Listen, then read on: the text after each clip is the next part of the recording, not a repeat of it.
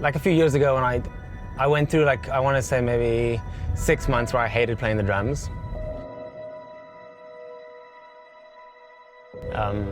I considered giving up one of the things I enjoy the most in life.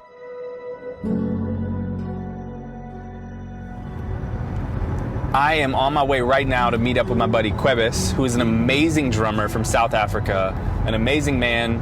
And we're gonna eat some food, we're gonna drink some coffee. I'm gonna attempt to get him to play some drums for us. Let's do this.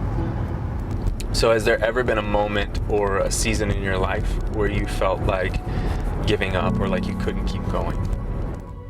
I think the catalyst for me falling into that really unhealthy pattern of thinking was inadequacy, like a deep-rooted sense of inadequacy. And I think that came from being challenged for the first time. I grew up in a small town in South Africa, and you fall into this false sense of, well, I don't really care about being the best, but you know, like, there's not a lot of drummers in my town, so like, I'm probably one of the best drummers in the town. And then you come to LA and you're not the best drummer on your block anymore. And I think that for the first time got challenged, and I realized that I wrapped so much of my identity up in being like a good drummer that the moment that got challenged, it's like my identity got challenged. So was there someone that stepped into your story and brought you back to life? I think that comes from my dad.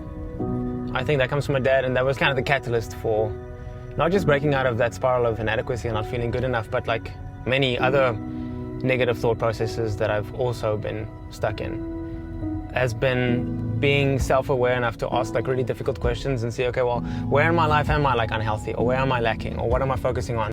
And I think that asking why definitely comes from like a curiosity that was certainly established and fostered by my dad. And so when I start doubting my identity or my worth, or I feel like I'm not good enough, I ask myself, what is standing in my way, and what thing am I trying to use to get through this thing standing in my way? Because if I'm not getting through it, then I'm probably using the wrong thing. And at the end of the day, for me, it just comes down to why? Why am I doing this? Because if you have a really good why, that solves so many problems. Nothing gives me more joy than connecting with people, whether it be from a stage or in conversation. And I think that had such a big effect on me in terms of identity and really discovering who I am and going like, well, this is what I'm like. I am empathetic. I think I'm more empathetic than I am a good drummer. I think I care more about people than I am a good drummer. And that's rad. Like, I love that. I never wanted the opposite to be true. I never want to be a better drummer than I am a human being. Obviously, I think it's amazing that Cobus has gone on to impact millions of people's lives through his craft and through the gift that he's been given. But I love that all of those people that have been impacted can be traced back to one single moment, one single person.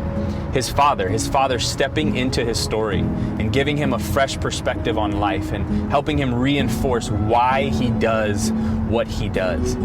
And I think the Spring community with Charity Water gives us the ability to be a part of a community that we can impact just one life, and that one life could go on to do amazing, extraordinary things. When my wife and I found out about the Spring, we realized that $30 a month can help 12 people a year get safe and clean drinking water. We were blown away. I mean, moved to tears. And in a world full of tension and uncertainty and not knowing what to choose and do all the time to make a difference, I think Charity Water has given us an amazing place to start. So let's start here.